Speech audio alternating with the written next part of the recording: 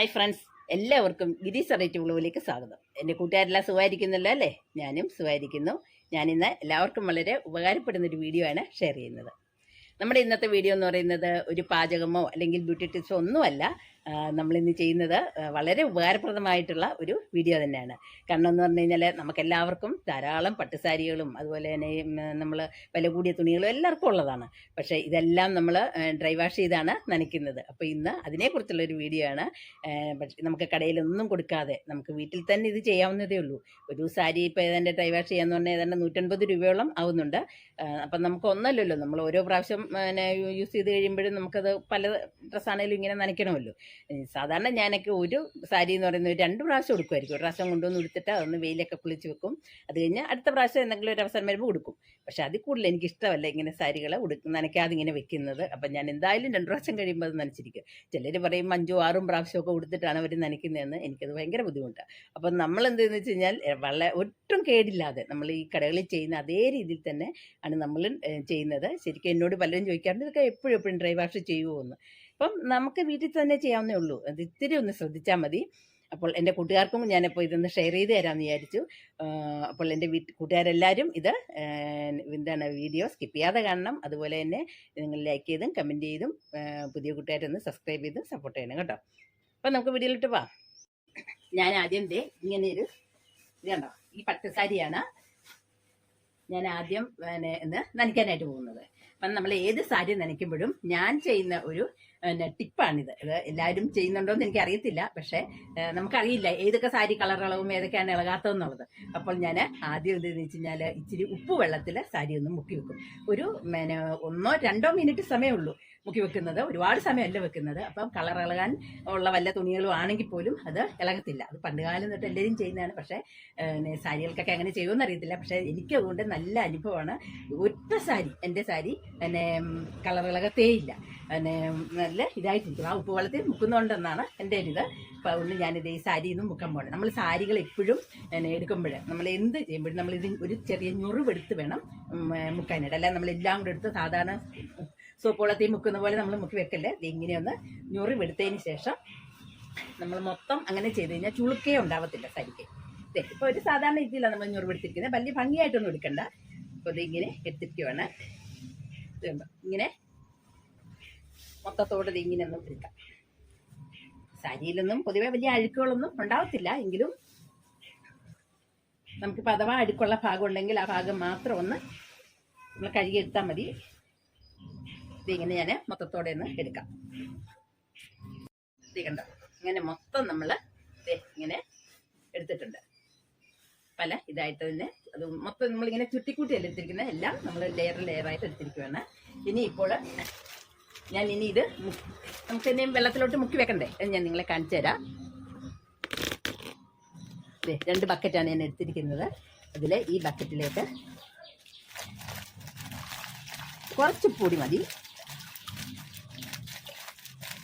ഇപ്പം ഏകദേശം 1 പിടിയോളം ഉപ്പിട്ടിട്ടുണ്ട്. ഇനി ഒന്ന് നന്നായിട്ട് കലക്കിക്കുക. ഇനി ഇത് കണ്ടോ, നമ്മളിങ്ങനെയാണ് എടുത്തിരിക്കുന്നത്. അത് അതുപോലെ അങ്ങ് മുക്കി കൊടുത്താൽ മതി.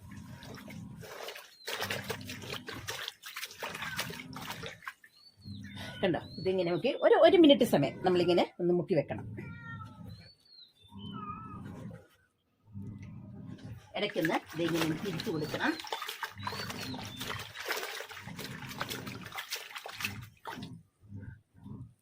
ഇപ്പം ഇളകുന്നതാണെന്നുണ്ടെങ്കിൽ നമുക്കറിയാം ഒരിത്തിരി നിറവ്യത്യാസം ഇതിനകത്ത് കാണും.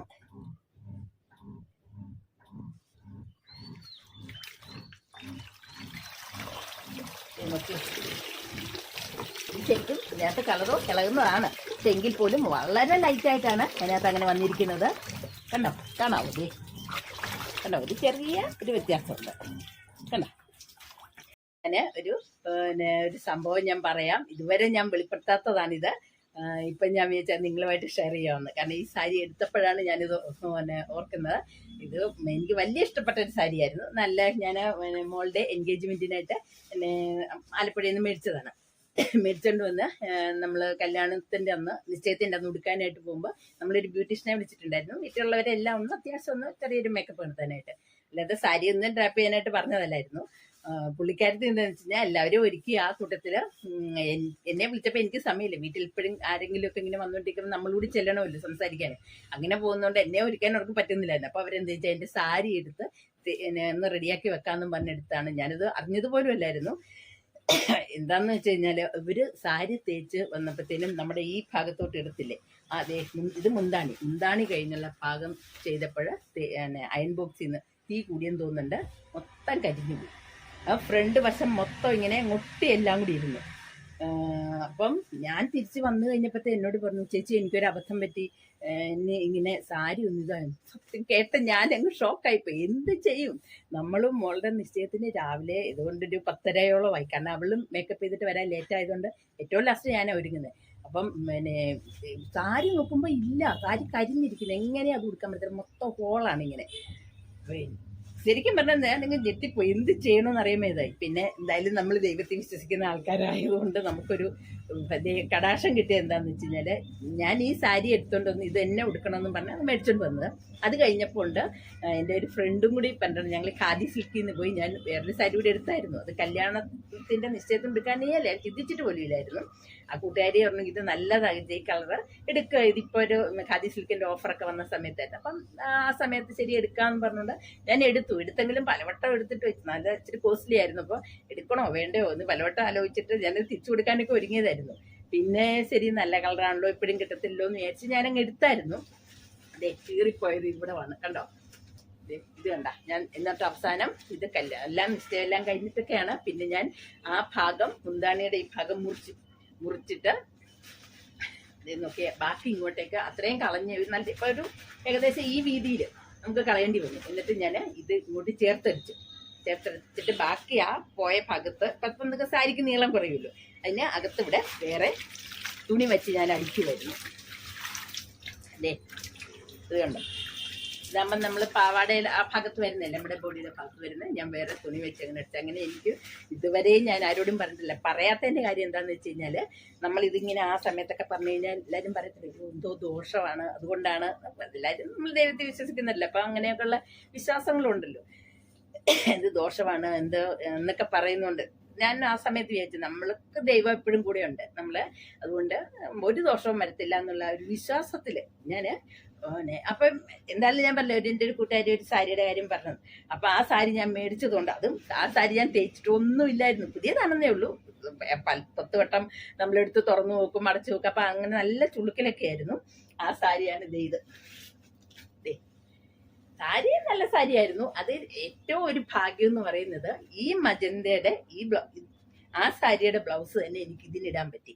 കാരണം ഒരേ കളറായിരുന്നു. ഇതാണ് സാരി. ഇതിൻ്റെ ശരിക്കും ഇത് കണ്ടോ ബോർഡർ കാണാം അല്ലേ, ഖാദി സിൽക്കാണ്. ഇതും മജന്ത ബോർഡർ തന്നെയാണ്. ഓക്കെ, പക്ഷേ ഈ സാരി ഉടുത്തപ്പോൾ എല്ലാവരും എന്നോട് ചോദിച്ചു നല്ല കോമ്പിനേഷനാണ്. അപ്പോൾ നമ്മുടെ ഫ്രണ്ട്സ് ആണെങ്കിലും റിലേറ്റീവ്സും എല്ലാവരും, കാരണം ഞാൻ വന്നവരോട് അന്നൊക്കെ പറഞ്ഞ ഈ കളർ അന്നായിരുന്നു.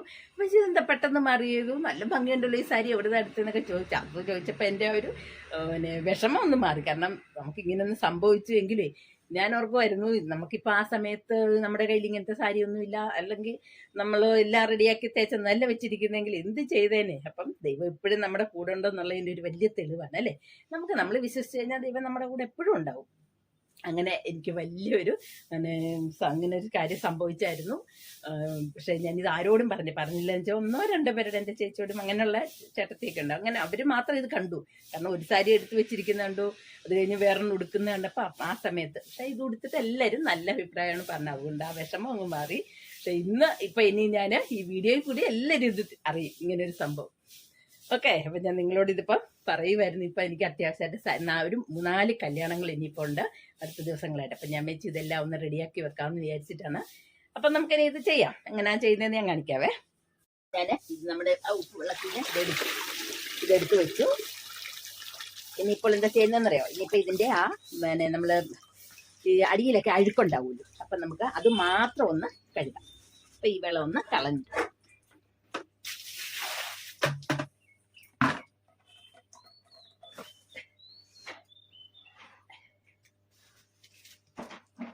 ഇനിയിപ്പം നമ്മൾ ചെയ്യുന്നത് നമ്മുടെ സാധാരണ വലിയ ഒരു മൈൽഡ് ഷാമ്പു മതി. ഇനിയിപ്പോൾ ഒരു മൈൽഡ് ഷാമ്പു കണ്ട. ഇത് ഞാൻ ഈ വെള്ളത്തിലേക്ക് ഒഴിച്ചു കൊടുക്കുകയാണ്. ഒരുപാടൊന്നും വേണ്ട, കാരണം ഒരുപാട് വെള്ളം ഷാമ്പു കഴിഞ്ഞാൽ ഭയങ്കര പതയായിരിക്കും. പിന്നെ കുറേ പ്രാവശ്യം ഇത് കഴുകി വരും. അത്യാവശ്യം ആയിട്ടുണ്ട്. നമ്മളിത് ഒരുപാട് നിവർക്കണ്ട, ഇത് ഇതിലേക്കൊന്ന് മുക്കി വെക്കാം. മുക്കിയിട്ട് നമ്മുടെ ഈ നമ്മൾ സാരി ഫോൾ എന്ന് പറയത്തില്ലേ, സാരി ഫോൾ വെക്കും. അപ്പം അതിൻ്റെ അടിഭാഗം മാത്രം ഒന്ന് കഴുകിയാൽ മതി. അപ്പം സാരി ഫോള് ഞാൻ ഇതിന് വെച്ചിട്ടില്ല. അപ്പം സാരി ഫോള് വെക്കുന്നവരാണെങ്കിൽ അപ്പം അതിൻ്റെ അടിഭാഗം എടുത്തൊന്ന് കഴിക്കാൻ മതി. തേക്കണ്ട.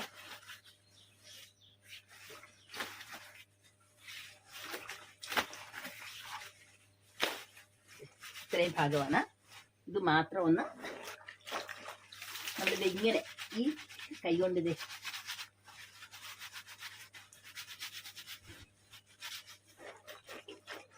ഇടയ്ക്കിടയ്ക്ക് ഇങ്ങനെ മുക്കി കഴിയുമ്പോൾ ആ പൊടി അടുക്കൊക്കെ പൊയ്ക്കോളൂ.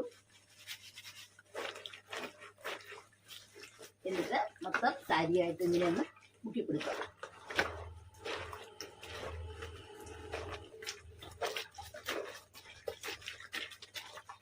കണ്ടോ, ഇങ്ങനെ ചെയ്യുമ്പോൾ നമ്മുടെ സാരി അടുക്കെല്ലാം മാറിക്കോളും. ഇനി ഇത് നമുക്ക് വെള്ളത്തിലൊന്ന് ഒലിച്ചെടുക്കാം. ഇപ്പോൾ നമ്മൾ ഇങ്ങനെ ഞൊറിഞ്ഞെടുത്തിരിക്കുമല്ലായിരുന്നു, അത് ഈ വെള്ളത്തിലൊന്ന്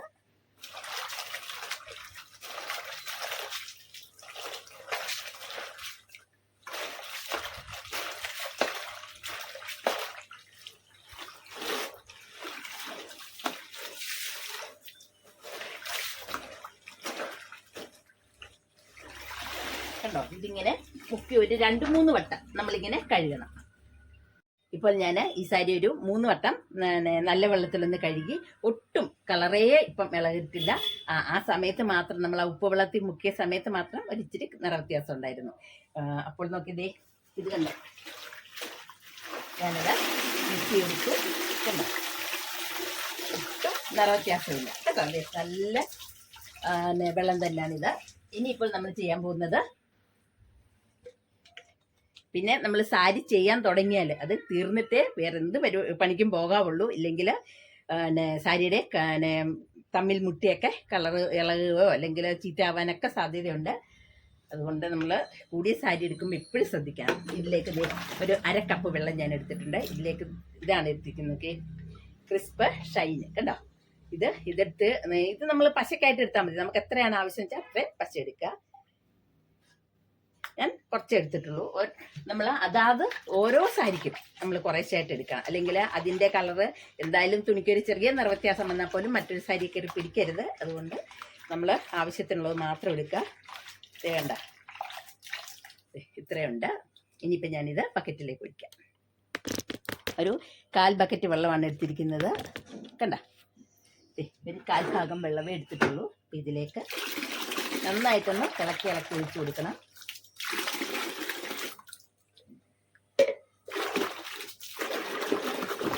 നന്നായിട്ട് ഇളക്കി.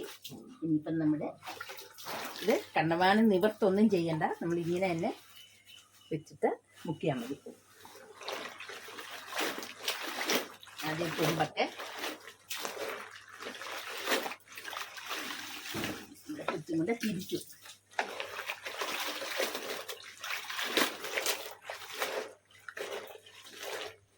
ഇത് മൊത്തം മുങ്ങിയിട്ടുണ്ട്.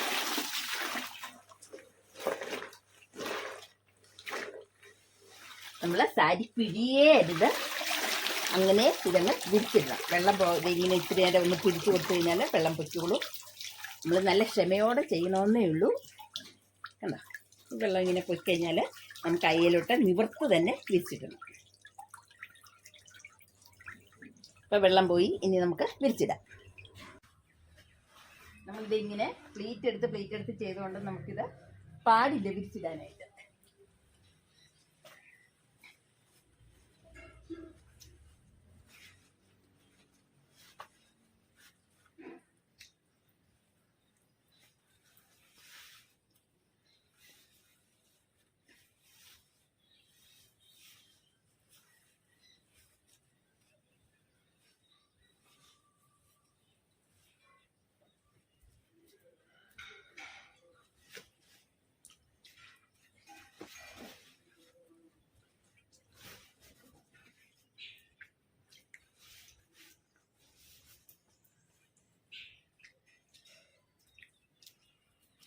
ഇങ്ങനെ സാരി നമ്മൾ നീളത്തിൽ കാണാമല്ലോ അല്ലേ? ഇത് കണ്ട നീളത്തിലാണ് നമ്മൾ വിരിച്ചിട്ടിരിക്കുന്നത്. അപ്പോൾ ഇങ്ങനെയാണ് നമ്മൾ നനയ്ക്കേണ്ടത്. അപ്പോൾ എൻ്റെ കൂട്ടുകാർക്കെല്ലാം ഇത് കണ്ടിഷ്ടപ്പെട്ട് കാണുമെന്ന് വിശ്വസിക്കുന്നു. നിങ്ങളും ഇതുപോലെ ചെയ്യണം. നമുക്ക് സാരിക്ക് യാതൊരു ഡാമേജും ഉണ്ടാവത്തില്ല. അപ്പോൾ എനിക്കിനിയിപ്പോൾ 2-3 സാരികൾ ഇങ്ങനെ നനയ്ക്കാൻ ഉണ്ട്. ഞാനതെല്ലാം കൂടെ അങ്ങ് ചെയ്തേക്കാമെന്ന് വിചാരിച്ചു. എന്തായാലും നമ്മൾ തുണി എനിക്കൊക്കെ ചെയ്യുമ്പോൾ നമ്മുടെ ഡ്രസ്സൊക്കെ നനയും. അപ്പോൾ ഏതായാലും ഒരുമിച്ചങ്ങ് എല്ലാം കൂടി ചെയ്തതിന് ശേഷം നമുക്ക് ഡ്രസ്സ് മാറ്റാമല്ലോ. അപ്പം ഞാനിത് ബാക്കി കൂടി ചെയ്യട്ടെ കേട്ടോ. കൂട്ടുകാർക്കെല്ലാം ഇത് ഇഷ്ടപ്പെട്ട് കാണുമെന്ന് വിശ്വസിക്കുന്നു. നിങ്ങൾ ഇത് ചെയ്തതിന് ശേഷം എന്നെ കമൻ്റ് അറിയിക്കണം. അപ്പോൾ ഇനി ഉപകാരപ്രദമായ അടുത്ത വീഡിയോയുമായി ഞാൻ വരാം. ബൈ.